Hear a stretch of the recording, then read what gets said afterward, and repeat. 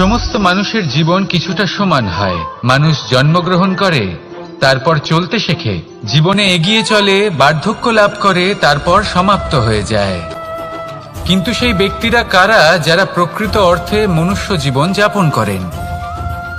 এনারা হলেন সেই ব্যক্তি যারা পড়ে গেলেও আবার উঠে দাঁড়ানোর চেষ্টা করেন, নিজের ভেঙে পড়া অস্তিত্বকে আগলে নিয়ে আবার একটা আকার দেওয়ার চেষ্টা করেন, ভগ্ন আশাকে আবার একটা নতুন দিশা দেন।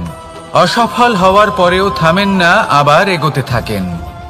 অসফল হওয়ার পরে যদি আপনি থেমে যান তাহলে সাফল্য আপনার সামনে অপেক্ষা করে, কিন্তু আপনি তা দেখতে পান না। তাই জীবনের সংঘর্ষে অংশগ্রহণ করতে শিখুন, জীবনের সংঘর্ষ থেকে পালাবেন না। আসুন আমার সাথে ভালোবেসে বলুন, রাধা রাধা। একবার একটা শেয়াল বনে বিচরণ করছিল। ও একটা ছোট্ট শাবক দেখতে পেল। ও ভাবল, আজ একেই আমি খাবার হিসেবে গ্রহণ করব। আশেপাশে দেখলো কেউ দেখছে না, তো কেউ ছিল না, আর সেই শাবকের ওপর আক্রমণ করল, যা হলো একটা ঘোর অপরাধ। বনের নিয়ম অনুসারে আপনি কখনোই শাবকের ওপর আক্রমণ করতে পারেন না। তারপর এই খবরটা যখন রাজা সিংহ জানতে পারলেন, সভার আয়োজন করলেন। কিন্তু সেখানে শেয়াল বলল, আমি তো এরকম কিছু করিনি। কিন্তু যদি আপনি এরকম বলেন, কোনো প্রমাণ দিন, এর কোনো সাক্ষী আছে? তখন রাজা সিংহ পেঁচাকে ডেকে পাঠালেন, যে সেই মুহূর্তে বৃক্ষের শাখার ওপর বসেছিল, সে সব কিছু দেখেছিল। পেঁচা সব সত্যি কথা বলল, আর শেয়ালকে মৃত্যুদণ্ড দেয়া হলো। এবার এই কাহিনী আমি আপনাকে কেন শোনালাম?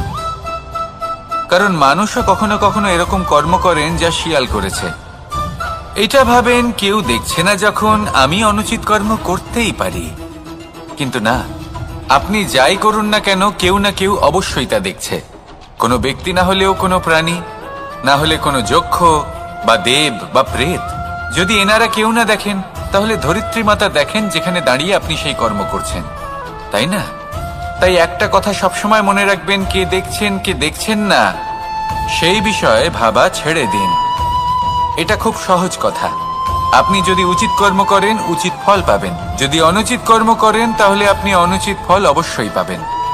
সেই জন্য উচিত পথে চলতে থাকুন, উচিত কর্ম করতে থাকুন, আর আমার সাথে ভালোবেসে বলুন, রাধা রাধা।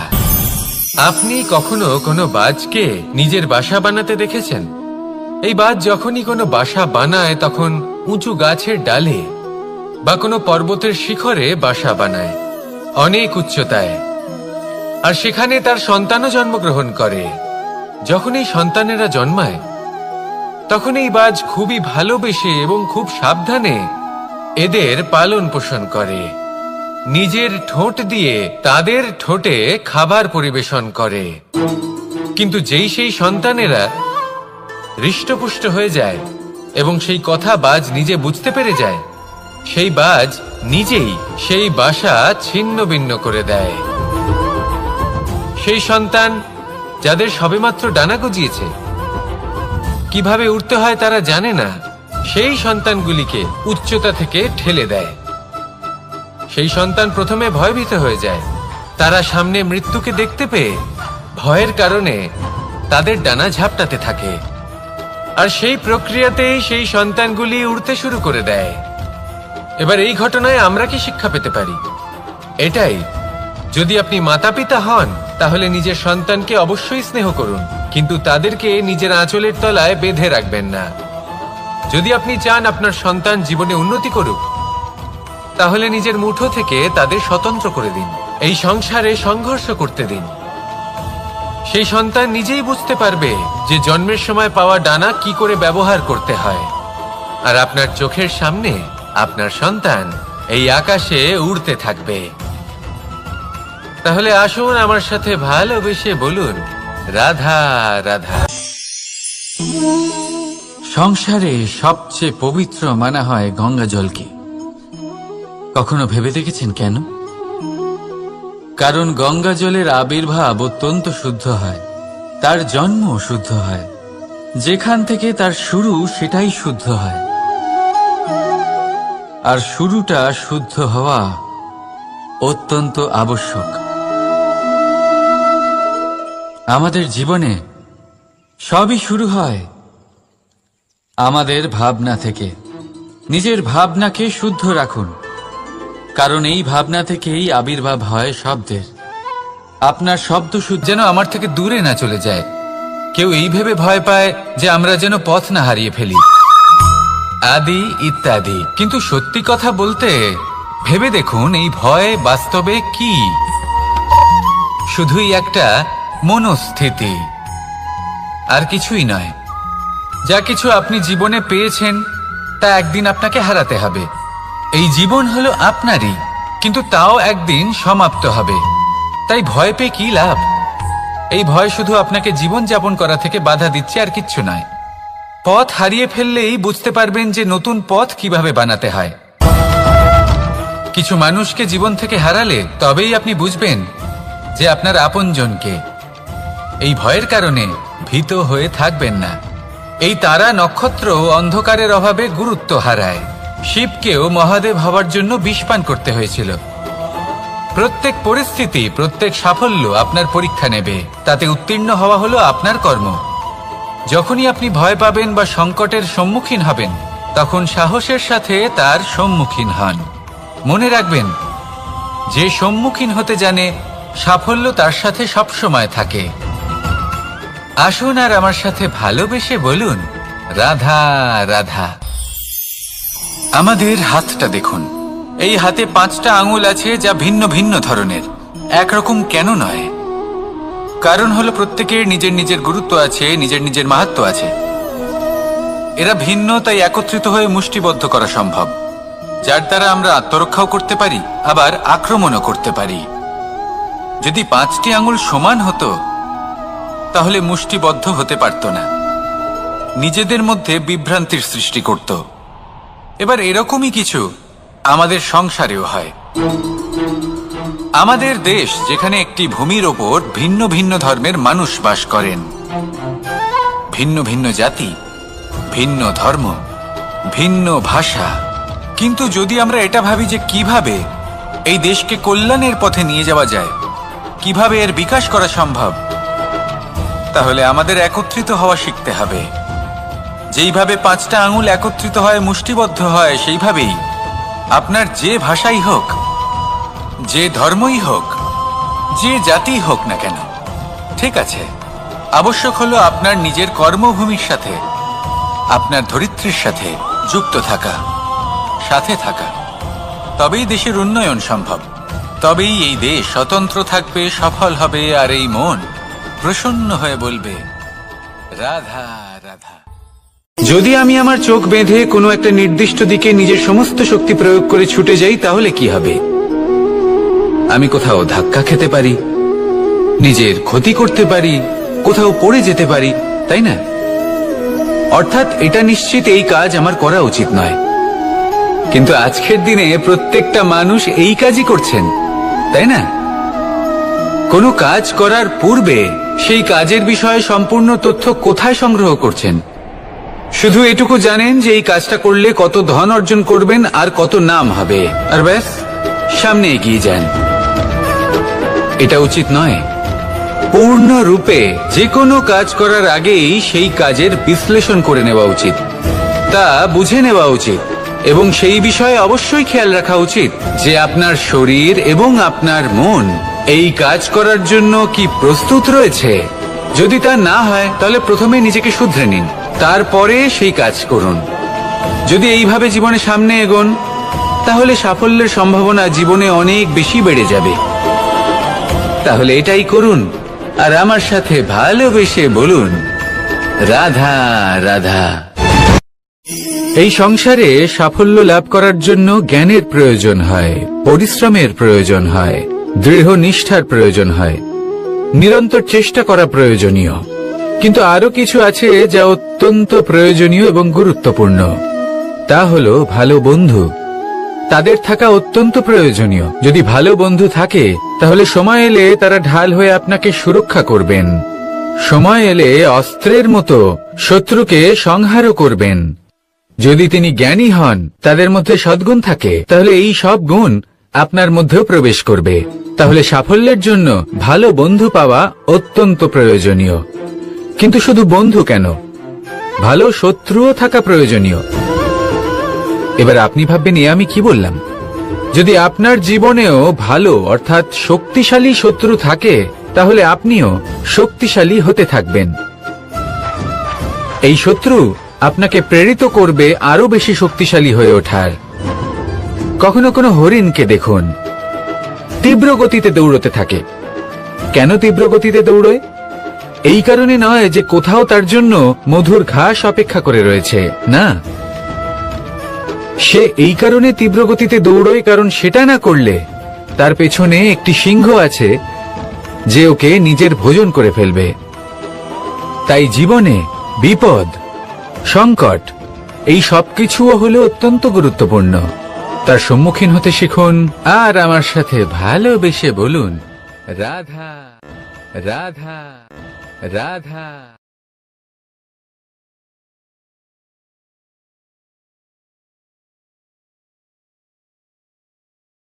লক্ষ্যে পৌঁছানো অত্যন্ত কঠিন হয়।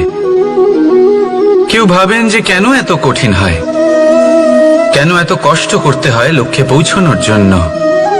এই লক্ষ্য সরলভাবে কেন আমার কাছে চলে আসে না? চলুন আপনাকে একটা কথা বলি, যদি আপনার লক্ষ্য কঠিন না হয় তাহলে তাকে পাওয়া আপনার পক্ষে অসম্ভব হয়ে উঠবে। লক্ষ্যে পৌঁছানোর এই রাস্তায় আপনি যে কড়া রোদের সম্মুখীন হন, যার থেকে আপনি দূরে পালাতে চান, সেই রোদ আপনাকে প্রেরণা যোগায় যে আপনি এগোতে থাকুন। ভাবুন একজন যাত্রী যে কিনা নিজের লক্ষ্যের দিকে যাচ্ছেন, সেই পথে উনি যদি একটু ছায়া পেয়ে যান আর উনি ওখানে বিশ্রাম নেন, তাহলে তার সাথে তার ভাগ্য গভীর নিদ্রায় সেখানে বিলীন হয়ে যায়। তাই এই পরিশ্রমের কড়া রোদের থেকে কখনো দূরে পালাবেন না। জীবনে শুধু সামনে এগোতে থাকুন দৃঢ়তার সাথে। আর লক্ষ্য সরল হোক, কঠিন হোক বা অত্যাধিক কঠিন হোক, একটা কথা মনে রাখবেন, যে জীবনের লক্ষ্যে পৌঁছতে পেরেছে সে লক্ষ্য প্রাপ্তির জন্য আফসোস কখনোই করে না। রাধা রাধা। ধৈর্য, এই ধৈর্য কি কোনো গুণ, কোনো অনুভূতি, কোনো দৃষ্টিভঙ্গি? আমার জন্য ধৈর্য এক বাহন। আপনি হয়তো ভাবছেন এ কেমন বাহন? বাহন তো ঘোড়া হতে পারে, হাতি হতে পারে, উটও হতে পারে, কিন্তু ধৈর্যকে বাহন বানানো মানে? চলুন আপনাকে একটা কথা বোঝাই। পৃথিবীতে এমন কোনো বাহন নেই যে তার আরোহীকে আছড়ে ফেলেনি। সেটা উট হোক বা হাতি হোক বা ঘোড়া হোক, চলতে চলতে কখনো নড়বড় করেই বসে। তারপর সেই আরোহী পরে কারোর পায়, তারপর পরে তার নিজের নজরে। কিন্তু ধৈর্যরূপী বাহন কখনো কাউকে ফেলে না, কখনো না। না সেই আরোহী কারোর পায়ে পড়ে আর না তো নিজের নজরে। কারণ ধৈর্য আপনাকে বিবেক প্রদান করে, বিবেক আপনাকে পরিকল্পনায় সাহায্য করে, আর পরিকল্পনা প্রদান করে আপনাকে শক্তি আপনার লক্ষ্যের দিকে অগ্রসর হওয়ার। বুঝলেন? ধৈর্যকে সঙ্গে রাখুন, নিজেকে আরো ধৈর্যশীল করে তুলুন। এই ধৈর্যের সাহায্যে আরোহণ করে দেখুন কিভাবে এই বাহন আপনাকে আপনার গন্তব্যে পৌঁছে দেবে। রাধা রাধা। সংসারে এমন একটা ভ্রান্ত ধারণা রয়েছে যে সবকিছু ভাগ্যের দ্বারা পাওয়া যায়, কিন্তু ভাগ্য, প্রারব্ধ এ তো সকলের জন্যই সমান হয়। এটা তো ব্যক্তির উপরে নির্ভরশীল হয়, তার আকাঙ্ক্ষার উপরে নির্ভরশীল হয়, বাসনার উপরে নির্ভরশীল হয়, স্বভাবের উপরে নির্ভরশীল হয় যে উনি সেটা নিয়ে কি করেন। দেখুন এই প্রসাদ কিন্তু সকলকেই দেওয়া হয়, কিন্তু তা গ্রহণ করবেন কিভাবে সেটা ব্যক্তির উপরে নির্ভর করে। আপনাকে এক উদাহরণ দিই। যেমন ধরুন দুজন মানুষকে আমি একটা করে মাটির ডেলা দিলাম, সেটা নিয়ে তারা কি করবেন? একজন মানুষ তার ছোট ছোট ডেলা বানাবেন আর পথযাত্রীদের ওপরে ছুঁড়ে মারবেন, হাসি ঠাট্টা করবেন, তাদের বস্ত্র নোংরা করে দেবেন, সেটাতেই উনি আনন্দ পাবেন। অন্যদিকে দ্বিতীয় ব্যক্তি সেই মাটির ডেলা দিয়েই নিজের জন্য একটা কুঁড়ে ঘর বানাবেন। সেই কুঁড়ে ঘর যা রোদেতে, বৃষ্টিতে ঝড়ে তাকে সুরক্ষিত রাখবে। অনুভূতি, এই অনুভূতি বদলাতে শিখুন। এই অনুভূতি অত্যন্ত গুরুত্বপূর্ণ। ভালোবাসাতেও এই অনুভূতি হলো অত্যন্ত গুরুত্বপূর্ণ। ভালোবাসা সে বন্ধুর সাথে হোক, মা বাবার সাথে হোক, ভাই বোনের সাথে হোক, স্ত্রীর সাথে হোক, যে কারোর সাথে হোক। মনে রাখবেন, এই হলো সেই অনুভূতি যা আপনার ভাগ্য নির্ধারণ করে থাকে। তাহলে আসুন আমার সাথে প্রেমের অনুভূতি নিয়ে বলুন, রাধা রাধা। লক্ষ্য, পথ আর সাফল্য, এই তিনটেই একে অপরের সাথে জড়িত, কিন্তু অনেকবার মানুষ এদের ঠিকভাবে বুঝতে পারেন না। তারা ভাবেন যে যেরকম লক্ষ্য হবে সেরকমই পথ হবে। সেই মতোই লক্ষ্য কঠিন হলে পথ কঠিন হবে, লক্ষ্য সরল হলে পথও সরল হবে। যদি আপনাকে আসল সত্যের সাথে অবগত করাই, তাহলে দেখবেন সবকিছুই এর উল্টো।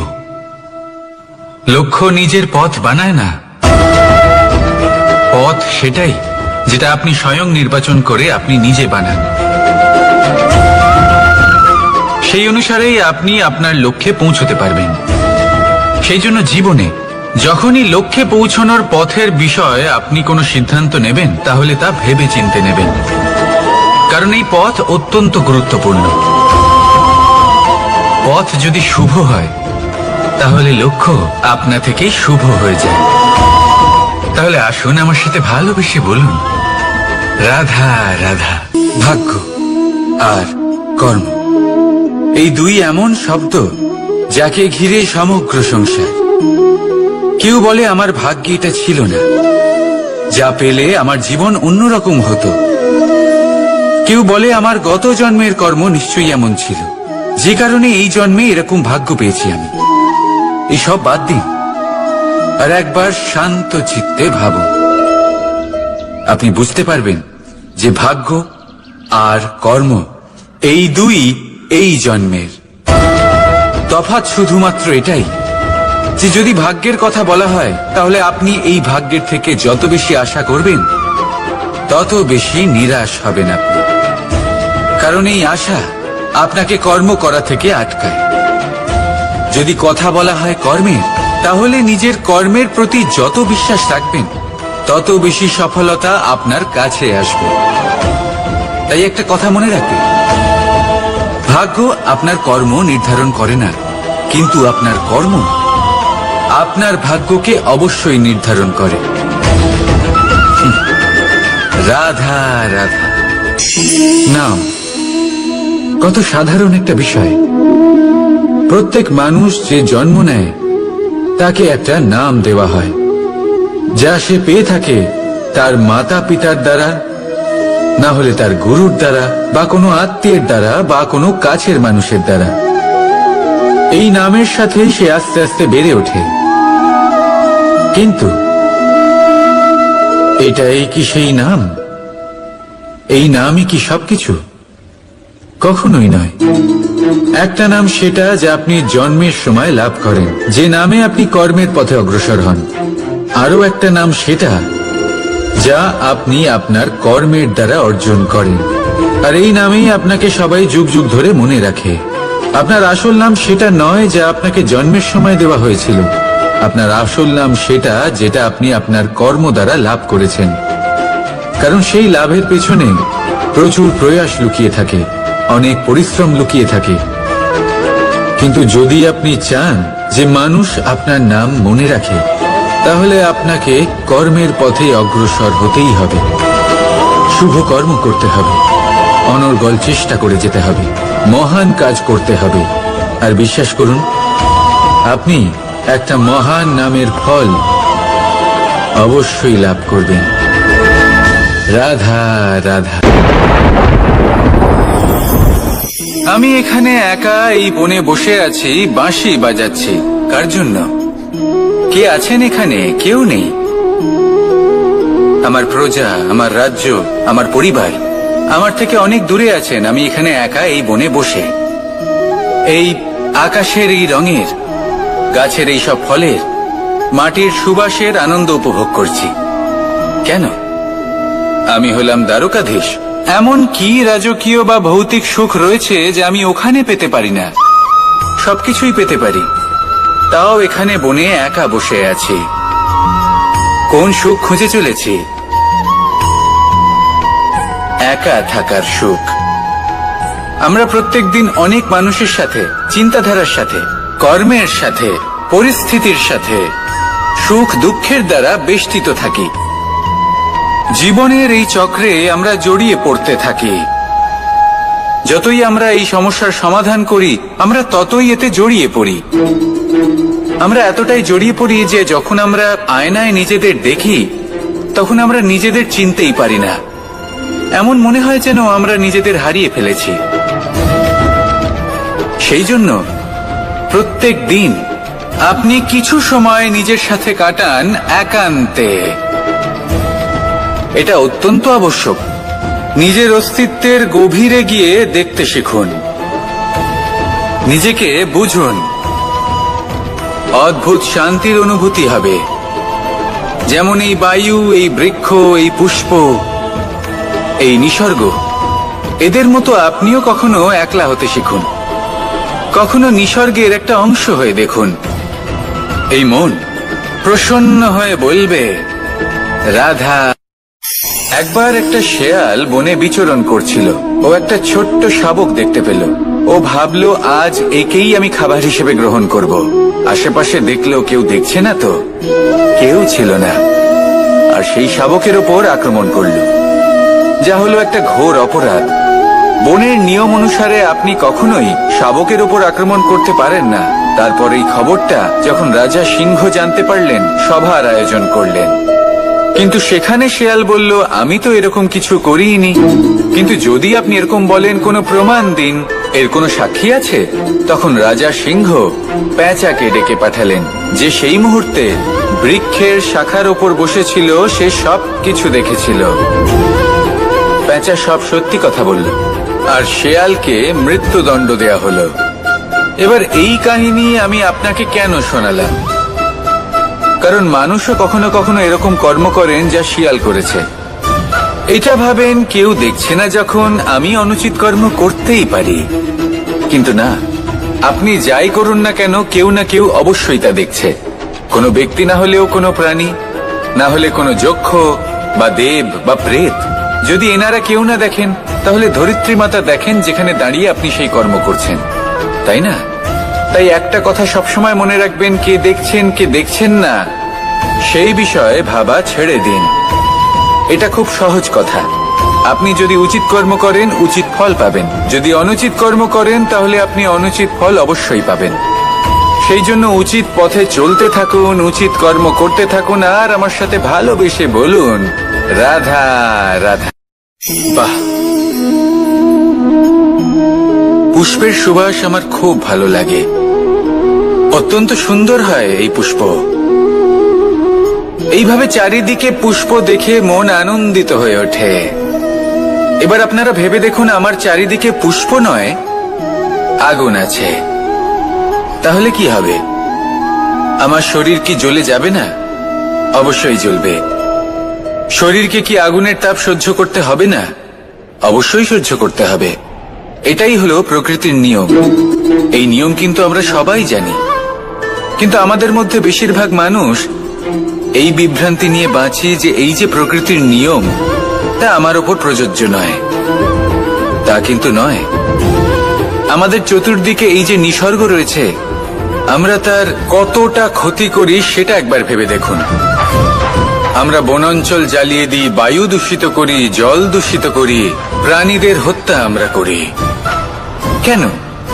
এই নিসর্গ আমরা নষ্ট করি, যদিও আমরা জানি যে আমরাও হলাম এই নিসর্গেরই অংশ। এবার দেখুন, শরীরের কোনো অংশে যদি আগুন ধরান, আস্তে আস্তে সমস্ত শরীরও জ্বলে যাবে। সেইভাবেই নিসর্গ যদি নষ্ট হয়ে যায়, তাহলে মনুষ্য জাতিও নষ্ট হয়ে যাবে। তাই এই যে নিসর্গ আপনি দেখছেন, এই পুষ্প, এই বৃক্ষ, বায়ু, জল, এদের সকলকে রক্ষা করুন, নষ্ট নয়। মনে রাখবেন, যদি নিসর্গ থাকে, মানুষ থাকবে। যদি নিসর্গ থাকে, তাহলেই জীবন থাকবে। আসুন আমার সাথে ভালোবেসে বলুন, রাধা রাধা। কারই না পছন্দ বলুন তো? অত্যন্ত সুস্বাদু হয় এই মধু, মিষ্টি খেতে হয় এবং তা শক্তিও প্রদান করে, এবং প্রত্যেকটি মিষ্টি পদার্থের মতোই এতেও খুব তাড়াতাড়ি পিঁপড়ে ধরে যায়। অন্যদিকে যদি নুনকে দেখি, তাহলে বছরের পর বছর রাখলেও এতে পিঁপড়ে ধরে না। এবার যদি কথা বলি বন্ধুত্বের, তাহলে বন্ধুত্ব নুনের মতো হওয়া উচিত, মধুর মতো নয়। যারা সামনে এলে শুধুমাত্র মধুর মধুর কথা বলবে, পরে এতে পিঁপড়ে ধরে যাবে, এটা নুনের মতো হওয়া উচিত। প্রকৃত বন্ধু হলো সে যে সময় এলে পরে আপনার সামনে আপনার প্রকৃত সত্য তুলে ধরবে, তা সে যতই কঠিন হোক না কেন। আপনার দোষ, আপনার অপগুণ, আপনার খামতি আপনাকে বলতে পারবে, যাতে আপনি সেগুলো শুনে মেনে নিয়ে তারপর নিজেকে শুধরোতে পারেন। এটাই হলো প্রকৃত বন্ধুত্ব। কখনো নিজের জীবনের আশেপাশে মন দিয়ে দেখবেন, অনেক সময় এমন মানুষ থাকেন, অনেক বন্ধু থাকেন, যাদের দেখে আমাদের মনে হয় যে এনারা খুব কঠোর, এনাদের কথা খুব কটু। কিন্তু বেশিরভাগ এমন মানুষের মনটা যদি বুঝতে পারেন, তাহলে দেখবেন তাতে কোনো মালিন্য নেই, এনাদের মন অত্যন্ত পবিত্র হয়। যদি আপনার জীবনেও এমন কোনো ব্যক্তি থেকে থাকে, এমন বন্ধু থাকে, তাহলে তাদের আগলে রাখুন আর আমার সাথে ভালোবেসে বলুন, রাধা রাধা। যতক্ষণ আমরা এই সংসারে জীবিত, ততক্ষণ আমাদের সাথে সবকিছু থাকে, আমাদের ধন, সুখ স্বাচ্ছন্দ্য, আমাদের মিত্রগণ, আমাদের পরিবার, এই সমাজ, এই সবকিছু আমাদের সাথে থাকে। যেদিন আমরা এই সংসারকে ত্যাগ করব, এদের মধ্যে কেউ আমাদের সাথে যাবে না, না ধন, না স্বাচ্ছন্দ্য, না সম্পত্তি। এই সকল মানুষ, এই সমাজ, এরা শুধুমাত্রই শ্মশান পর্যন্ত আমাদের সাথে থাকতে পারবেন। তারপরে যদি আমাদের সাথে কিছু যেতে পারে, তাহলে তা শুধুই আমাদের ধর্ম। আর এই সংসারে আমরা নিজেদের যে সুনাম রেখে যাই, সেটা সম্ভব শুধুমাত্র কর্মের দ্বারা। সেই জন্য সংসারে যতদিন পর্যন্ত জীবিত আছেন, যদি কিছু অর্জন করতে চান, তাহলে ধর্ম অর্জন করুন, ধর্মের বিষয়ে স্পষ্টতা অর্জন করুন এবং কর্ম অর্জন করুন। এটাই হবে আপনার অতীত এবং এটাই হবে আপনার ভবিষ্যৎ, এবং এটাই সকলকে প্রেরণা প্রদান করবে। আসুন আমার সাথে ভালোবেসে বলুন, রাধা রাধা। কোনো যাত্রায় যাব বলে মনে করি, তখনই আমরা প্রস্তুত থাকি আসন্ন বিপদের জন্য বা সংকটের জন্য। যেমন যদি আমাদের মনে হয় যে আজকের পরিবেশ খুব ঠান্ডা হবে, তাহলে আমরা গরম বস্ত্র ধারণ করি বা সেটাকে সাথে নিয়ে যাই। যদি মনে হয় যে বৃষ্টি হতে পারে বা বৃষ্টি হয়ে চলেছে, আমরা দেখছি, তাহলে আমরা একটা ছাতা সাথে নিয়ে নিই। আমরা প্রস্তুত থাকতে চাই এবং এটাই উচিত, এবং সেই কারণেই আমরা যাত্রায় সাফল্য লাভ করি। কিন্তু যদি আমরা কথা বলি জীবনযাত্রা নিয়ে, যা কিনা সব থেকে বেশি গুরুত্বপূর্ণ, তাহলে তার জন্য আমরা পূর্ণরূপে প্রস্তুত থাকি না। আশেপাশের মানুষ, এই সমাজ, আমাদের সাথী, আমাদের মিত্ররা যে কোনো মুহূর্তে বদলে যেতে পারেন। সেই জন্য আমরা নিজেদেরকে কখনো সাবধান করি না, কখনোই নিজেদের প্রস্তুত করি না। আমাদের এটা কখনোই মনে হয় না যে এরকম হতে পারে, আর সেই কারণেই শেষে গিয়ে আমরা অত্যন্ত দুঃখ পাই। একটা অমূল্য শিক্ষা আছে যেটা আমাদের লাভ করা উচিত, সতর্ক থাকা উচিত। এই জীবনযাত্রার জন্য শুধুমাত্র এই পরিবেশের বিষয়ে তথ্য সংগ্রহ করা বা তাকে অনুমান করা, এটুকু হলেই চলবে না। আমাদের আশেপাশের মানুষজনকে দেখতে হবে, তাদের স্বভাব, পরিস্থিতির ওপর নজর রাখতে হবে। যখন তারা রং পাল্টাচ্ছেন, নজর রাখতে হবে, তা অত্যন্ত আবশ্যক। পরিবর্তন আপনার জীবনে অবশ্যম্ভাবী, সঠিকভাবে তার সম্মুখীন হন। আসুন আমার সাথে ভালোবেসে বলুন, রাধা। এই সংসারের সব থেকে বড় সুখ কি? কেউ বলবেন নিজের লক্ষ্য প্রাপ্ত করা, কেউ বলবেন ধন উপার্জন করা, কেউ বলবেন নিদ্রাই সব থেকে বড় সুখ, কেউ বলবেন রাজ্য লাভ করা, আবার কেউ বলবেন মাতার হাত থেকে খাবার খাওয়া, আদি ইত্যাদি। কিন্তু যদি সত্যি কথা বলি, এই সংসারের সব থেকে বড় সুখ হলো সেবা করা। কখনো কাউকে সেবা করে দেখুন। এই সেবা দ্বারা অন্য কোনো মানুষের আশীর্বাদ লাভ করাতেই সুখ রয়েছে। আপনার সেবা ভাব দ্বারা যখন কোনো মানুষ নিজের অন্তরাত্মা থেকে আপনাকে আশীর্বাদ করে, তার থেকে বড় সুখ আর কিছুই নেই। কারণ প্রত্যেক মানুষের মধ্যে ঈশ্বর বাস করেন।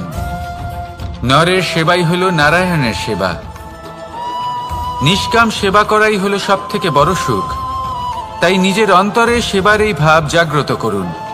যে সুখের কথা আমি বলছি সেই সুখ অনুভব করেই দেখুন। এই মন সুপ্রসন্ন হয়ে বলবে, রাধা রাধা। বাহ, পুষ্পের সুবাস আমার খুব ভালো লাগে। অত্যন্ত সুন্দর হয় এই পুষ্প। এইভাবে চারিদিকে পুষ্প দেখে মন আনন্দিত হয়ে ওঠে। এবার আপনারা ভেবে দেখুন, আমার চারিদিকে পুষ্প নয়, আগুন আছে। তাহলে কি হবে? আমার শরীর কি জ্বলে যাবে না? অবশ্যই জ্বলবে। শরীরকে কি আগুনের তাপ সহ্য করতে হবে না? অবশ্যই সহ্য করতে হবে। এটাই হলো প্রকৃতির নিয়ম। এই নিয়ম কিন্তু আমরা সবাই জানি, কিন্তু আমাদের মধ্যে বেশিরভাগ মানুষ এই বিভ্রান্তি নিয়ে বাঁচি যে এই যে প্রকৃতির নিয়ম, তা আমার ওপর প্রযোজ্য নয়। তা কিন্তু নয়। আমাদের চতুর্দিকে এই যে নিসর্গ রয়েছে, আমরা তার কতটা ক্ষতি করি সেটা একবার ভেবে দেখুন। আমরা বনাঞ্চল জ্বালিয়ে দিই, বায়ু দূষিত করি, জল দূষিত করি, প্রাণীদের হত্যা আমরা করি। কেন? এই নিসর্গ আমরা নষ্ট করি, যদিও আমরা জানি যে আমরাও হলাম এই নিসর্গেরই অংশ। এবার দেখুন, শরীরের কোনো অংশে যদি আগুন ধরান, আস্তে আস্তে সমস্ত শরীরও জ্বলে যাবে। সেইভাবেই নিসর্গ যদি নষ্ট হয়ে যায়, তাহলে মনুষ্য জাতিও নষ্ট হয়ে যাবে। তাই এই যে নিসর্গ আপনি দেখছেন, এই পুষ্প, এই বৃক্ষ, বায়ু, জল, এদের সকলকে রক্ষা করুন, নষ্ট নয়।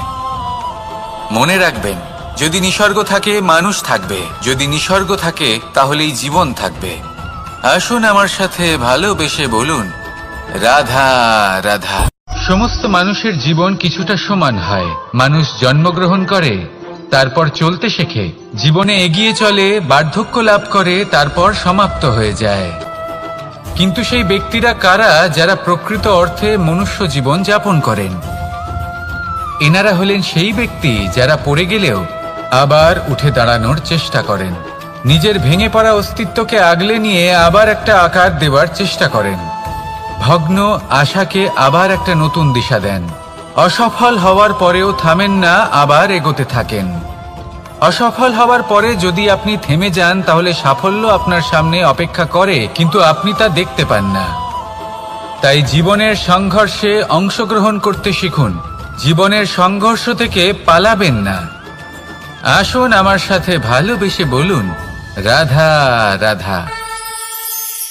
একবার একটা শেয়াল বনে বিচরণ করছিল। ও একটা ছোট্ট শাবক দেখতে পেল। ও ভাবলো, আজ একেই আমি খাবার হিসেবে গ্রহণ করব।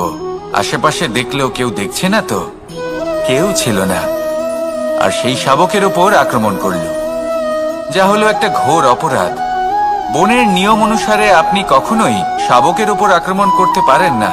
তারপর এই খবরটা যখন রাজা সিংহ জানতে পারলেন, সভার আয়োজন করলেন। কিন্তু সেখানে শেয়াল বলল, আমি তো এরকম কিছু করিনি। কিন্তু যদি আপনি এরকম বলেন, কোনো প্রমাণ দিন, এর কোনো সাক্ষী আছে? তখন রাজা সিংহ পেঁচাকে ডেকে পাঠালেন, যে সেই মুহূর্তে বৃক্ষের শাখার ওপর বসেছিল, সে সব কিছু দেখেছিল। পেঁচা সব সত্যি কথা বলল, আর শেয়ালকে মৃত্যুদণ্ড দেয়া হলো। এবার এই কাহিনী আমি আপনাকে কেন শোনালাম? কারণ মানুষও কখনো কখনো এরকম কর্ম করেন যা শিয়াল করেছে। এটা ভাবেন কেউ দেখছে না, যখন আমি অনুচিত কর্ম করতেই পারি। কিন্তু না, আপনি যাই করুন না কেন, কেউ না কেউ অবশ্যই তা দেখছে। কোনো ব্যক্তি না হলেও কোনো প্রাণী, না হলে কোনো যক্ষ বা দেব বা প্রেত। যদি এনারা কেউ না দেখেন, তাহলে ধরিত্রী মাতা দেখেন, যেখানে দাঁড়িয়ে আপনি সেই কর্ম করছেন, তাই না?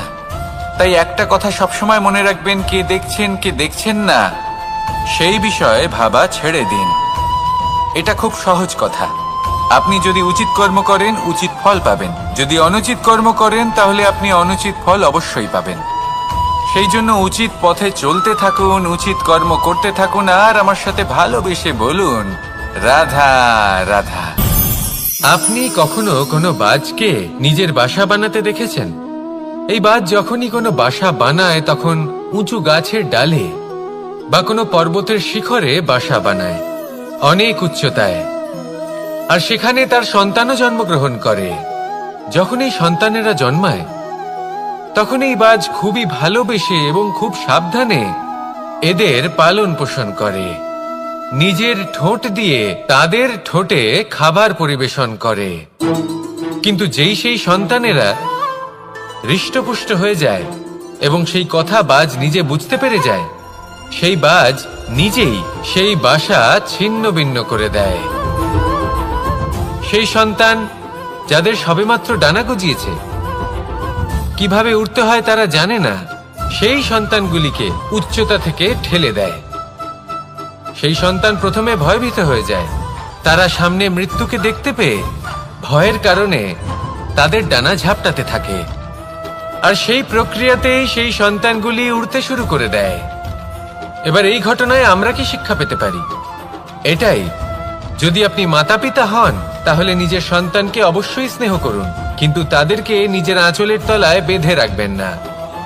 যদি আপনি চান আপনার সন্তান জীবনে উন্নতি করুক, তাহলে নিজের মুঠো থেকে তাদের স্বতন্ত্র করে দিন, এই সংসারে সংঘর্ষ করতে দিন।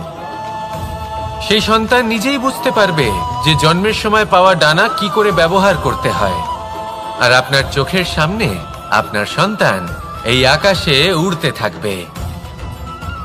তাহলে আসুন আমার সাথে ভালোবেসে বলুন রাধা রাধা। সংসারে সবচেয়ে পবিত্র মানা হয় গঙ্গা জলকে। কখনো ভেবে দেখেছেন কেন? কারণ গঙ্গা জলের আবির্ভাব অত্যন্ত শুদ্ধ হয়, তার জন্ম শুদ্ধ হয়, যেখান থেকে তার শুরু সেটাই শুদ্ধ হয়। আর শুরুটা শুদ্ধ হওয়া অত্যন্ত আবশ্যক।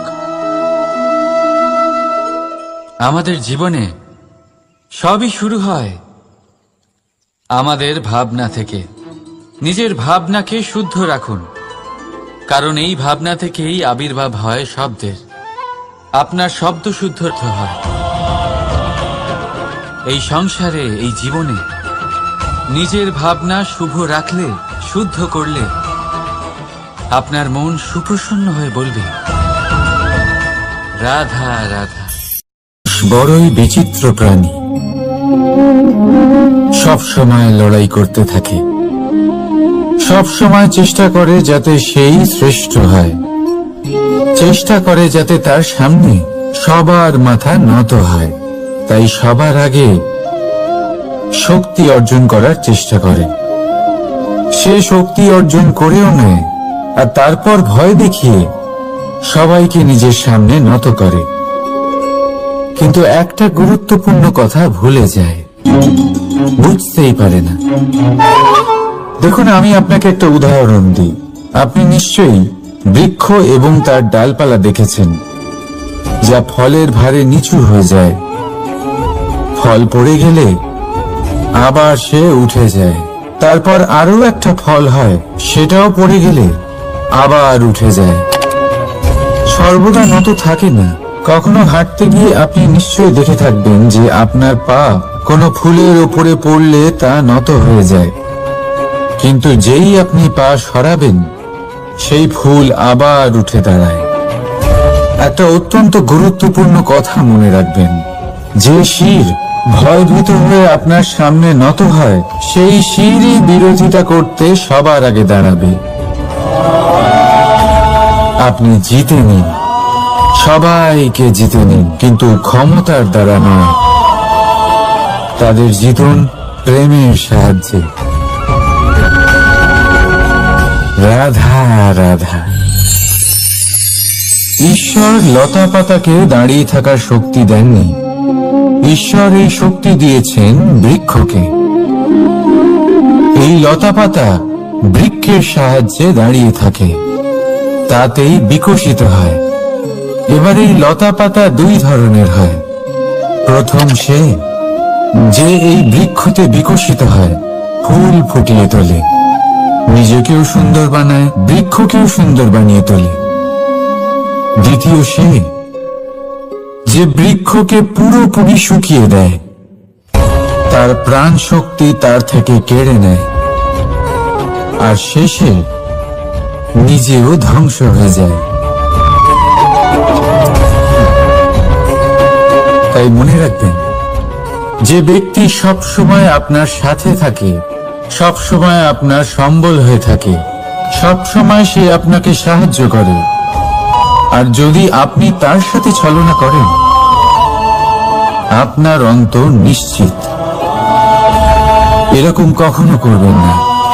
সেই ব্যক্তিকে ভালোবাসা দিন, সম্মান দিন, আর আমার সাথে প্রসন্ন হয়ে বলুন, রাধা রাধা।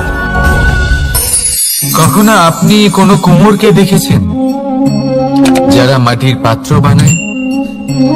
প্রথমে সে ভিজে মাটি মাখে, তারপর তাকে গড়ে, তারপর তাকে চাকায় দিয়ে সঠিক আকার দেয়। যদি আকার ঠিক না হয় তা তক্ষুনি ঠিক করে দেয়, কারণ সে এটা জানে যে একবার এটা আগুনের তাপে দিয়ে দিলে, একবার এটা শুকিয়ে গেলে তারপরে এর আকার কখনোই বদলানো যায় না। এখানে লুকিয়ে আছে একটা শিক্ষা, সমস্ত মাতা পিতার জন্য একটা শিক্ষা। মাতা পিতাও তো এরকমই হন। তাদের নিজেদের সন্তানকে সঠিক সময় মতো শ্রেষ্ঠ শিক্ষা দেওয়া উচিত। মাতা পিতা যেন কখনো তাদের বিধাতা না হতে চান, কিন্তু প্রতিটা মুহূর্তে সবসময় চেষ্টা করুন তাদের সঠিক পথ দেখানোর। কখনো কোমলতা দিয়ে, কখনো ভালোবাসা দিয়ে, আর কখনো কঠোর হয়ে। তার জীবনকে, তার ব্যক্তিত্বকে আকার দেওয়ার চেষ্টা করুন। কারণ যেমন মাটি একবার শুকিয়ে গেলে তারপর সেই পাত্রের আকার বদলানো যায় না, ঠিক সেইভাবেই আয়ুর বৃদ্ধির সাথে সন্তানের শিক্ষা কখনোই বদলানো যায় না। তা মনে রাখবেন। রাধা রাধা। আপনি কি কখনো কোনো প্রজাপতি দেখেছেন? ভালো নিশ্চয়ই লাগে। আসলে প্রজাপতি কার না ভালো লাগে? ছোট হোক বা বড়, প্রজাপতিকে সবার ভালো লাগে। এবারে ভাবুন, এই প্রজাপতির সূত্রপাত কি করে হয়? এই প্রজাপতি শুরু হয় একটা গুটি থেকে, যেখানে সে সুরক্ষিত থাকে। গুটি ভেঙে যখন সে এই সংসারে আসে, তখন একটা কীট রূপে থাকে। কীট যে ভূমির ওপরে চলাচল করে, যে বৃক্ষের পাতার ওপরে সুরক্ষিত থাকে। তারপরে তার মধ্যে আসে আরো একটা পরিবর্তন, তার ডানা গজায়। তখনই সে প্রজাপতি হয়।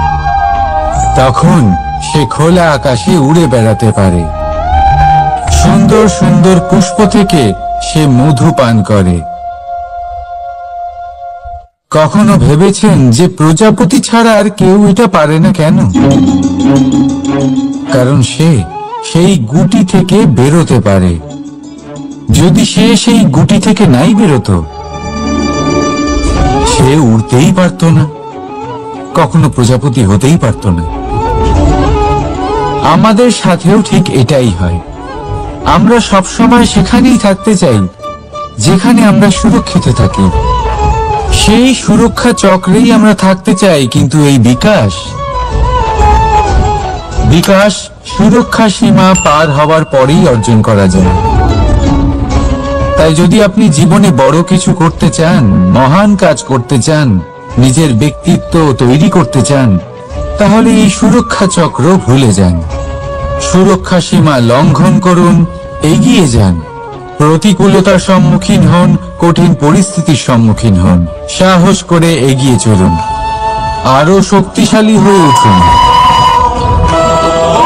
তবেই আপনি জীবনে কিছু করতে পারবেন, তবেই আপনার ডানা গজাবে, আর তবেই আপনি এই সুন্দর আকাশে উড়ে বেড়াতে পারবেন।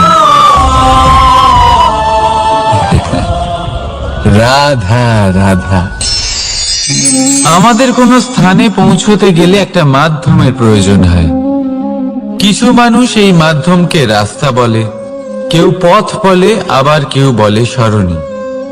মানুষ নিজের লক্ষ্যে পৌঁছানোর জন্য এই পথেরই খোঁজে থাকে, কিন্তু মানুষ একটা কথা বুঝতে পারে না, যে এই পথে এগোতে গেলে এই পথকে পিছনে ঠেলাও অত্যন্ত প্রয়োজন। যদি এটা করার ক্ষমতা আপনার না থাকে, তাহলে আপনার পথ আপনাকে লক্ষ্যে পৌঁছতে দেবে না। দ্বিতীয় কথা, যদি নিরন্তর চেষ্টা আপনি করতে পারেন, যদি সেই ক্ষমতা আপনার মধ্যে থাকে, তাহলে আপনি যখন চাইবেন, যেখানে চাইবেন, নিজের পথ নিজেই বানাতে পারবেন। রাধা রাধা। আমাদের সব থেকে ভালো লাগে বিজয়, সব থেকে অপ্রিয় হলো পরাজয়। কিন্তু আপনাকে একটা কথা বলে দিই, হার নামক কোনো পরিণাম হয়ই না। যাই পরীক্ষা থাকুক না কেন, হয় সেটা জয়তে পরিবর্তিত হয়, নয় সেটা আমাদের কোনো শিক্ষা দিয়ে যায়। তাই কোনো কিছু নতুন শুরু করার আগে কখনো সংকোচ করবেন না। হয় জয় আপনাকে বিজয়ীর মালা পরাবে, নয়তো এই হার আপনাকে অমূল্য কিছু শিখিয়ে যাবে। রাধা রাধা। এই ছোট কাঠের ডাল দেখতে পাচ্ছেন আপনি? একটা বৃক্ষ থেকে এরম হাজার হাজার ডাল পাবেন, যা দিয়ে আপনি আগুন জ্বালাতে পারবেন, যা নিজে জ্বলে আমাদের ভোজন বানাতে সাহায্য করে থাকে, যা নিজে জ্বলে অন্ধকারে আমাদের আলোকিত করে। যদি এটাই অন্যভাবে দেখা যায়, তাহলে এমনই এক ছোট্ট ডালের টুকরো একটা ছোট্ট ফুলকিতেই নিজের সাথে হাজার হাজার বৃক্ষ জ্বালিয়ে দিতে পারে।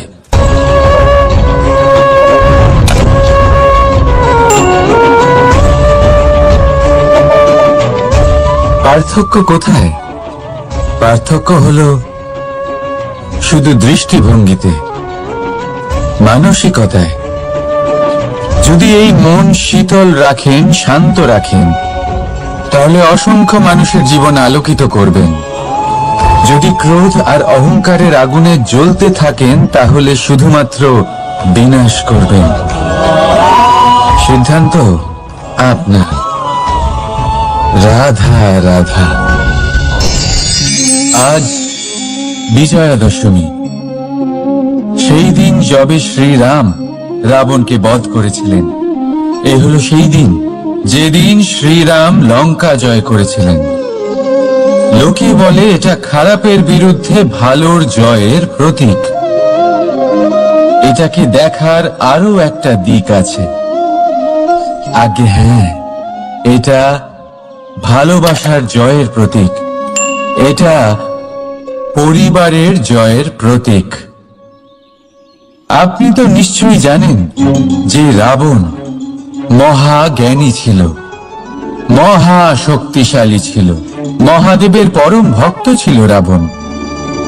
এবার যে ব্যক্তি কৈলাস পর্বত তুলতে পারত, সেই ব্যক্তি নিজে এক কাটা বৃক্ষের মতো শ্রীরামের চরণে পড়েছিল। কেন? কারণ রামের সাথে লক্ষণ ছিল, কিন্তু ওদিকে রাবণের সাথে বিভীষণ ছিল না। একদিকে এক পরিবারের মধ্যে ভালোবাসা ছিল, কিন্তু অপরদিকে আর এক পরিবারের মধ্যে দূরত্ব বাড়ছিল। তাই মনে রাখবেন, যদি সংসারের ওপরে বিজয় লাভ করতে হয়, তাহলে সর্বপ্রথম পরিবারের মধ্যে ভালোবাসা বজায় রাখতে হবে। পরিবারের মধ্যে ভালোবাসা বাড়ান, দূরত্ব নয়। আপনি সব সময় সুখী থাকবেন, আর জীবনের সমস্ত বাধা আপনি অতিক্রম করবেন। রাধা রাধা। আপনি কি কখনো শুনেছেন হরিণ সিংহের থেকে পালানোর বদলে তার সাথে লড়াই করেছে? হরিণ সিংহকে আক্রমণ করেছে, কখনো শুনেছেন? কখনো না। কিন্তু এরকম হতেই পারে, এরকম হয়েই থাকে। আর এটা তখনই হয় যখন হরিণের শাবক বিপদে পড়ে। যখন তার সিংহের কবলে পড়ার ভয় থাকে, তখন হরিণীও এসে সিংহের সাথে লড়াই করতে থাকে। কারণ সে একজন মা, আর মা তার সন্তানের জন্য সবকিছু করতে পারে। এ হলো মায়ের স্নেহ, যেটা যত নরম হতে পারে ঠিক ততটাই কঠোরও হতে পারে। আর তার সন্তানের মঙ্গলের জন্য সে ক্রোধের সমস্ত সীমা পার করে তার সন্তানকে রক্ষা করেই ছাড়বে। আর সেই জন্যই তো মাকে সন্তানের জীবনে সব থেকে বড় ঢাল বলা হয়। এই মাকে আমার শত কোটি প্রণাম। রাধা রাধা। কামবোধ, এটাই আপনার অন্তরের প্রথম শত্রু। বেশিরভাগ মানুষই কামবোধ বলতে লালসা বোঝেন, কিন্তু এটা সম্পূর্ণ সত্য নয়। কামের আসল অর্থ হলো কামনা। এটা খুবই সহজ ব্যাপার। মনুষ্য শরীর থাকলে, মানুষের মন থাকলে এই কামনা অবশ্যই থাকবে। এবার এটাই দেখতে হবে যে এই কামনা নেতিবাচক কামনা নাকি ইতিবাচক কামনা। অন্য কারোর জিনিসে নজর দেওয়া, অন্য কোনো মানুষের উপর নজর দেওয়া, কোনো অনুচিত বস্তুর দিকে নজর দেওয়া, এই নেতিবাচক কামনা। আর এই দুষ্কামনা মানুষকে দিয়ে অপকর্ম করাবেই করাবে। তাই মনে রাখবেন, যে ব্যক্তি নিজের কামনাকে নিয়ন্ত্রণে রাখতে পারেন তিনি সঠিক পথেও থাকেন, সঠিক লক্ষ্যে পৌঁছতেও পারেন। যিনি কামনা নিয়ন্ত্রণে রাখতে পারেন না তিনি তার পথও হারিয়ে ফেলেন এবং লক্ষ্যচ্যুতও হন। তাই মনে রাখবেন, নিজের কামনাগুলিকে নিয়ন্ত্রণে রাখুন। কাম নামক এই শত্রুর ওপর বিজয় লাভ করুন। আর আমার সাথে ভালোবেসে বলুন, রাধা রাধা। হাস্য, হাসি জীবনে অত্যন্ত মূল্যবান হয়। কথায় আছে যে হাসি এবং হাস্য আমাদের জীবনে ওষুধের মতো কাজ করে, আমাদের সুস্থ রাখে, আমাদের জীবনের অনুভূতিগুলিকে আরো সুন্দর করে তোলে। কিন্তু প্রত্যেক ওষুধের মতোই এর সাথেও এটাই হয়। প্রত্যেক ওষুধ সঠিক সময়ে, সঠিক মাত্রায়, সঠিকভাবে গ্রহণ করতে হয়। যদি এরকম না হয় তাহলে এই ঔষধও শরীরের ক্ষতি করে দিতে পারে। এবার আপনি ভাবতে পারেন, হাসি থেকে কিভাবে ক্ষতি হতে পারে? আপনি যদি অন্য কারোর উপরে হাসেন তাহলে হয়তো তার মনে কষ্ট হতে পারে, তার অন্তরের মিত্র হয়তো শেষ হয়ে যেতে পারে, আর অন্তরের শত্রু জেগে উঠতে পারে। কিন্তু এটাই যদি আমরা সকলকে সাথে এনে সকলের সাথে হাসি, তাহলে হয়তো আমাদের অন্তরের এই হৃদয়ের ভেতরে লুকিয়ে থাকা যে শত্রু তা শেষ হয়ে যেতে পারে, আর অন্তরের বন্ধুসত্তা প্রকাশিত হতে পারে। ঠিক কি না? এবার আপনাকে উদাহরণ দিই। যখন দ্রৌপদী দুর্যোধনকে নিয়ে হেসেছিল তখন তা মহাভারতের সৃষ্টির কারণ হয়েছিল। কিন্তু সেইখানেই যখন পার্থ আর মাধব একসাথে বসে মৃদুমন্দ হাসতেন তখন ধর্ম স্থাপন করা হয়েছিল। তা আপনি কি চান? কাউকে নিয়ে হেসে তাকে আঘাত করতে চান, নাকি সকলকে একসাথে এনে তাদের হাসিয়ে তুলে ধনাত্মক প্রভাব ফেলতে চান? সিদ্ধান্ত আপনার। আসুন আর আমার সাথে ভালোবেসে বলুন, রাধা রাধা। মাঝে মাঝে কিছু মুহূর্তের জন্য চোখ বন্ধ করে ধ্যানের বেদিতে বসে ধ্যান করতে চেষ্টা করুন আর বোঝার চেষ্টা করুন যে আমরা সর্বপ্রথম কি দেখতে পাচ্ছি, কি অনুভব করছি। আপনি দেখতে পাবেন সবার আগে আপনার চোখের সামনে আপনার দুষ্কর্মগুলিকে, আপনার লুকিয়ে থাকা ক্রোধ, অন্তরের যন্ত্রণা, ভয়, নিরাশা, এই সব কিছুই সবার আগে দেখতে পাবেন আপনি। আর এই সব কিছুই আমাদের দুঃখের কারণ হয়ে ওঠে।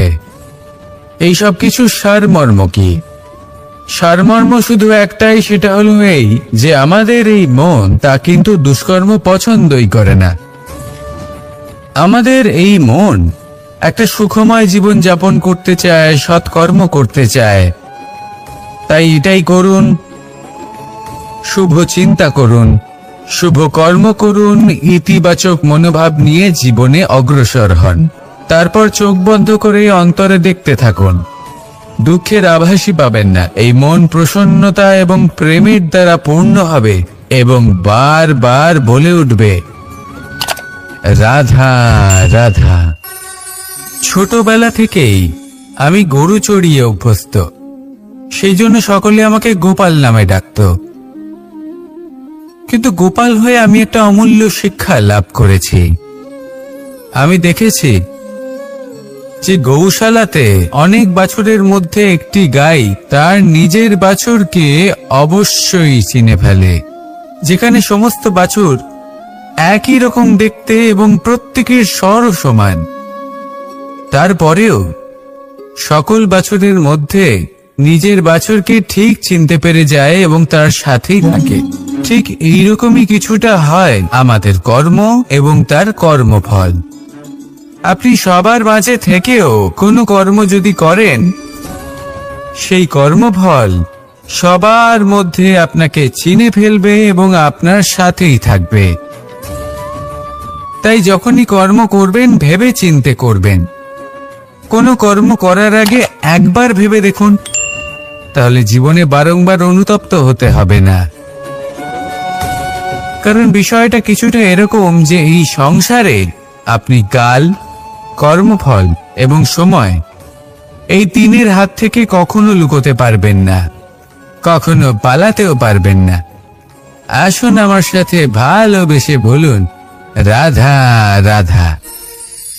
আভূষণ, কার না ভালো লাগে এই আভূষণ?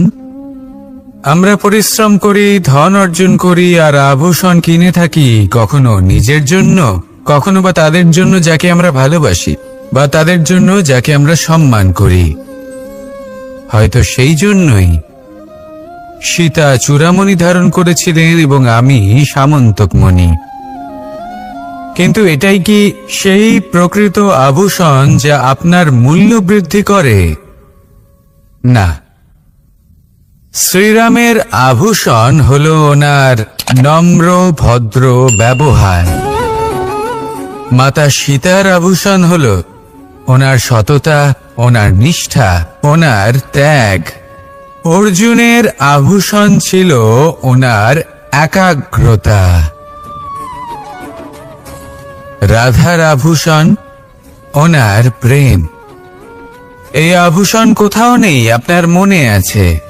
যদি আপনার মনে মিষ্টতা থাকে, তা শান্ত হয়, তাতে সততা থাকে, নিষ্ঠা থাকে এবং প্রেম থাকে, তাহলে আপনার অন্য আর কোনো আভূষণের কোনো প্রয়োজন নেই। আপনি যতই ভিড়ের মাঝে থাকুন, আপনার ঔজ্জ্বল্য চোখে পড়বে। আসুন আর আমার সাথে ভালোবেসে বলুন, রাধা রাধা। সুখ এবং দুঃখ, এই দুই হলো আমাদের জীবনের অবশ্যম্ভাবী এবং গুরুত্বপূর্ণ অঙ্গ। আমাদের সকলের জীবনে কখনো সুখও আসে, আবার কখনো দুঃখও আসে। আমরা সবসময় ভাবি আমরা কিভাবে সুখ লাভ করব, কিভাবে আমরা দুঃখ থেকে দূরে থাকতে পারি। আর এই জীবনে যা কিছুই ঘটুক না কেন, সে সব কিছু আমরা সুখ এবং দুঃখের মাপদণ্ডে মেপে থাকি। এবার এখানে একটা ছোট্ট বিষয় আছে।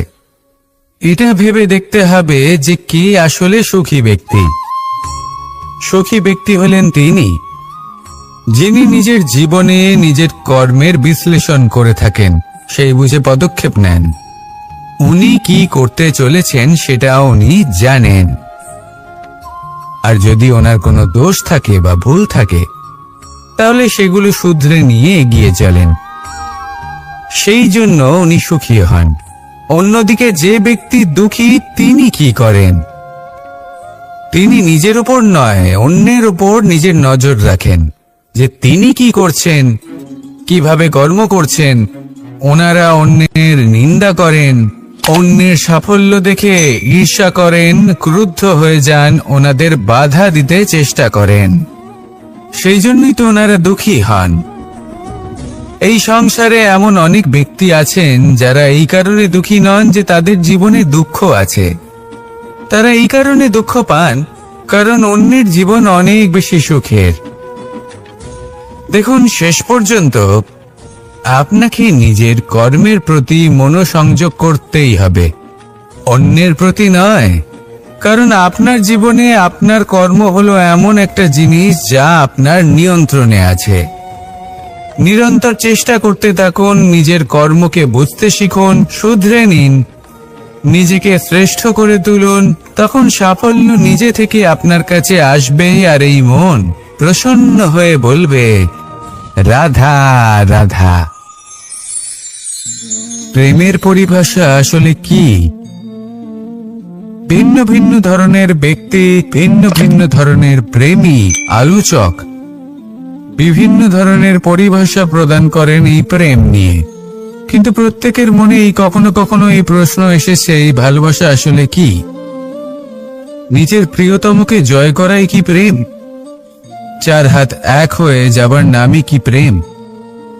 নিজের আবেগ ব্যক্ত করাই কি ভালোবাসা? না, প্রেমের অর্থ কাউকে লাভ করা নয়, বরং তার মাঝে বিলীন হয়ে যাওয়া। যদি কারোর হাত ধরে থাকি তাহলে আজীবন তার সাথে পথ চলা হলো প্রেম। প্রেম শুধুমাত্র সেটা নয় যা প্রেমী আর প্রেমিকার কেশ দামে মালা বেঁধে দেয়। মাতা পিতার জন্য দিনরাত পরিশ্রম করা, নিজের পরিবারের জন্য দিনরাত পরিশ্রম করা, সেটাও প্রেম। নিজের বন্ধুদের জন্য, আপনজনের জন্য সবকিছু উজাড় করে দেওয়ার নাম হলো ভালোবাসা। নিজের মাতৃভূমির জন্য সাহসের সাথে লড়াই করা এবং আনন্দে নিজের জীবন ত্যাগ করে দেওয়াও কিন্তু প্রেমের নামান্তর।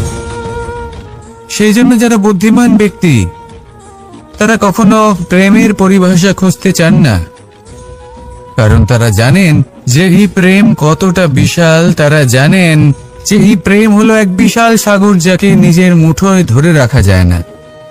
সেই জন্য এই প্রেমের সাগরে ডুবে যান এবং সকলকে ভালোবাসতে শিখুন।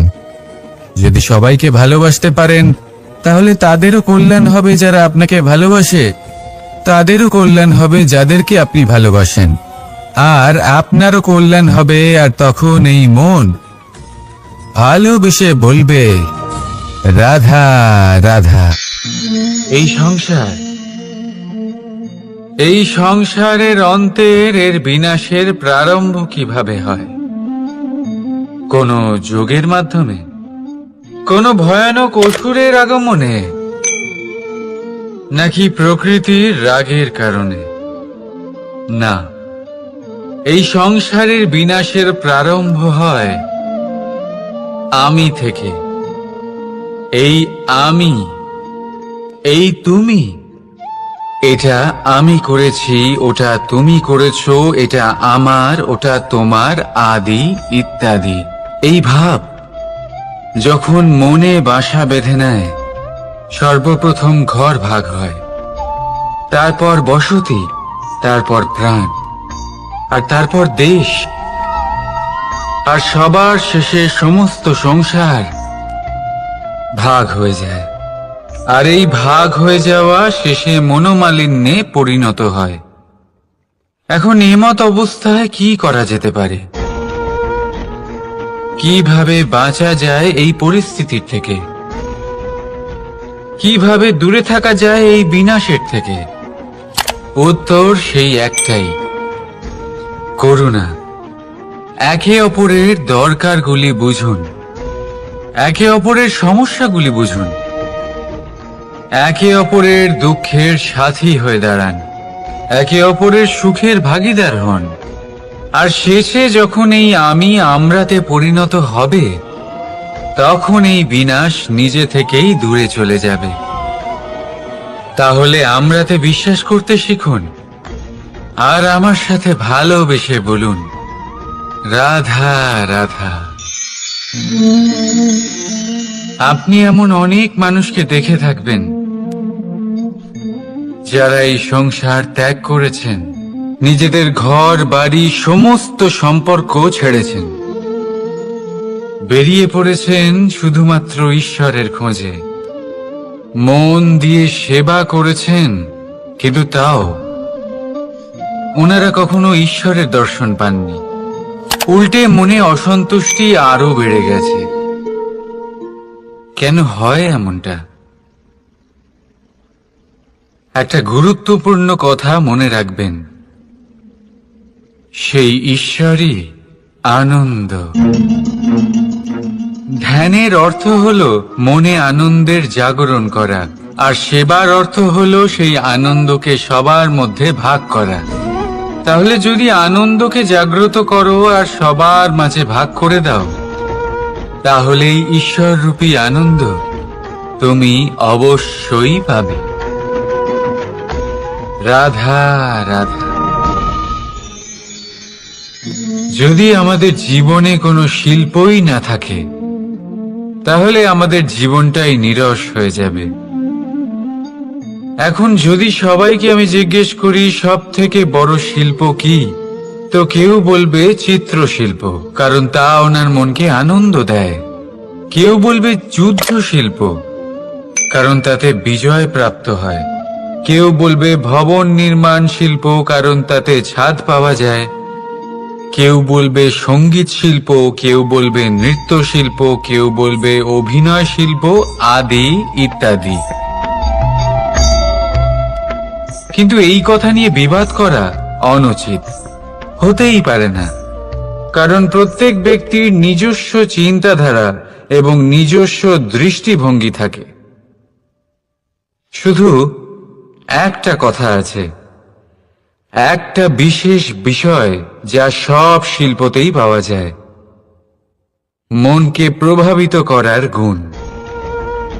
তো সব থেকে বড় শিল্প সেটা যা মনকে প্রভাবিত করে, আর সব থেকে বড় শিল্পী সে যে অন্যের মনে প্রবেশ করে।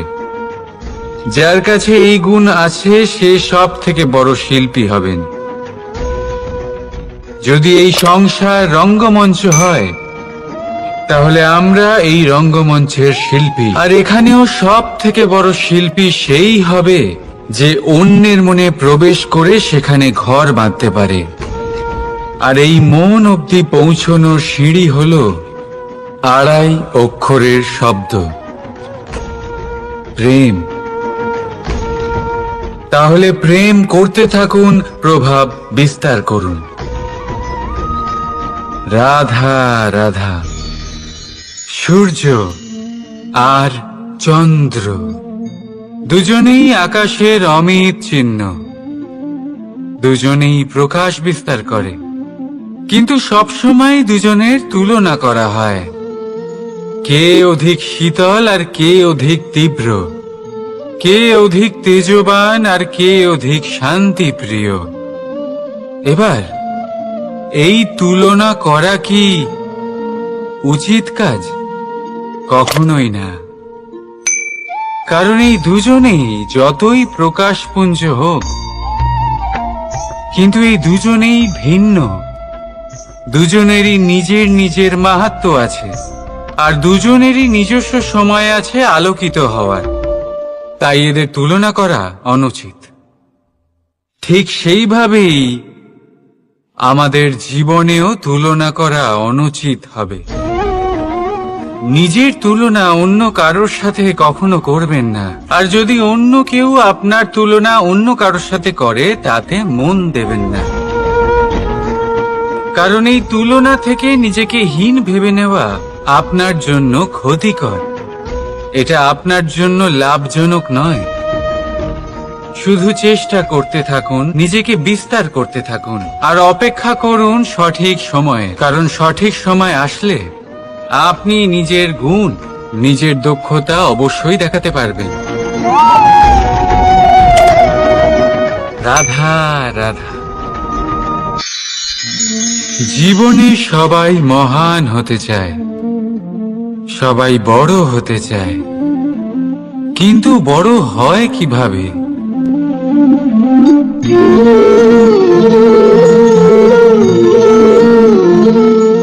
এটা আমার হাতে কি বলুন তো? সর্ষে বীজ? না, এটা হলো বটের বীজ। এই বীজ এত ছোট হয় যে সবার সাথে সহজেই মিশে যায়, বড়ই সহজে ধরণীতে মিশে যায়। কিন্তু যখন এটা বৃক্ষ রূপে বড় হয় আর তারপর যখন পড়ে যায়, সমস্ত পরিবেশকে কাঁপিয়ে দেয়, ঠিক এইভাবেই বড় হতে থাকুন। বটের বীজ আর বটের বৃক্ষ। আর যদি জীবনে আপনি সত্যি বড় হতে চান, তবে সর্বপ্রথম নিজের অহংকারকে, নিজের অভিমানকে ছোট করে নিন, এত ছোট যাতে সবার সাথে বসতে পারেন, কিন্তু অন্তর থেকে এত বড় হয়ে যান যাতে যখন আপনি উঠবেন তখন কেউ যাতে আর বসে না থাকতে পারে। রাধা রাধা। আমাদের মধ্যে এমন কজন আছে যারা ভয়তে ভীত হয়ে পড়ে, কোনো বৃহৎ কার্য করার আগে মনের সামঞ্জস্য হারিয়ে ফেলে? মোটামুটি সবাই, তাই না? প্রত্যেক ব্যক্তির মনেই এই ভয় জাগ্রত হয়। তবে এর অর্থ আমার দৃষ্টিভঙ্গি দিয়ে মনে হয় এই ভয়ের অনুভূতি খারাপ নয়, কারণ যদি এই অনুভূতি খারাপ হতো তাহলে কি ঈশ্বর এই অনুভূতি প্রত্যেক প্রাণীকে দিতেন?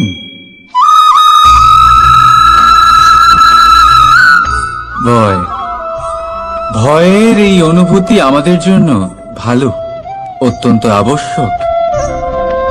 মনে রাখবেন, যে কোনো কার্য করার আগে যদি মনে ভয় উৎপন্ন হয় তাহলে এর অর্থ এই যে ওই কার্য করার সময় অনেক সংকটের সম্মুখীন আমাদের হতে হবে, আর সেই সংকটের সম্মুখীন হওয়ার জন্য আমাদের অত্যন্ত সাহসী হতে হবে।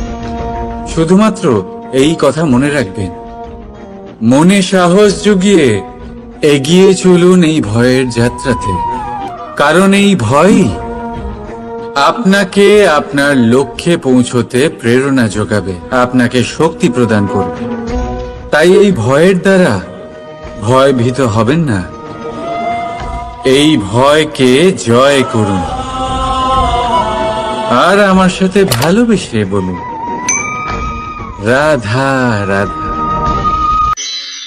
কখনো ভেবে দেখেছেন আমরা জিহ্বার সাথে সাথে কান কেন পেয়েছি? এবার আপনি বলবেন এ তো সহজ কথা, যাতে আমরা কথা বলার সাথে সাথে শুনতেও শিখি। এবারের আরো একটা গুরুত্ব আছে। আগে আমাকে বলুন, নিজের প্রশংসা শুনতে কার না ভালো লাগে? সবারই ভালো লাগে। এটাই হলো মূল কথা। যদি এই কান দিয়ে আপনি নিজের প্রশংসা শুনতে চান, তাহলে সর্বপ্রথম এই জিহ্বা দিয়ে অন্যের প্রশংসা করতে শিখুন। এবার প্রশংসার বিষয়ে একটা অত্যন্ত গুরুত্বপূর্ণ কথা আপনাদের বলি। কখনো যদি কারোর প্রশংসা আপনি করেন, তাহলে সবার আগে সেই ব্যক্তির উৎসাহ বেড়ে যায়, আর তারপর নিজে যদি ভেবে দেখেন তাহলে নিজের মনেও সন্তুষ্টি আর প্রশান্তি চলে আসে। আর একবার যদি এই মন প্রশান্তিতে ভরে যায়, তারপরে কেউ প্রশংসা করুক বা না করুক, কিচ্ছু যায় আসে না। সেই জন্য সব সময় অন্যের সম্মান করবেন, স্নেহ করবেন, প্রশংসা করবেন, সুখ ভাগ করে নেবেন।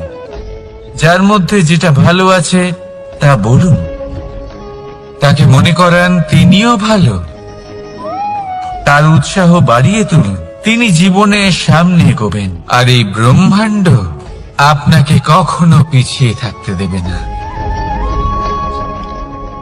রাধা রাধা। সত্য এবং অসত্য দুটোর মধ্যে পার্থক্য কি আছে? পার্থক্য হলো অ অক্ষরটার। এবার অ দিয়ে হতে পারে আরম্ভ, অ দিয়ে হতে পারে অন্ত। সত্য হলো সেটা যেখানে সমস্ত পথের আরম্ভ হয়, অসত্য সেটা যেখানে সমস্ত পথের শেষ হয়। এবার এরা চলতে হয়তো পারে না, কিন্তু তাও ছাপ রেখেই যায়। সত্য সেই ছাপ রেখে যায় যা একটা উজ্জ্বল উৎকৃষ্ট উদাহরণ হতে পারে, আর অসত্য সেই উদাহরণ তৈরি করে যা একটা কলঙ্কিত ইতিহাস তৈরি করে। এখন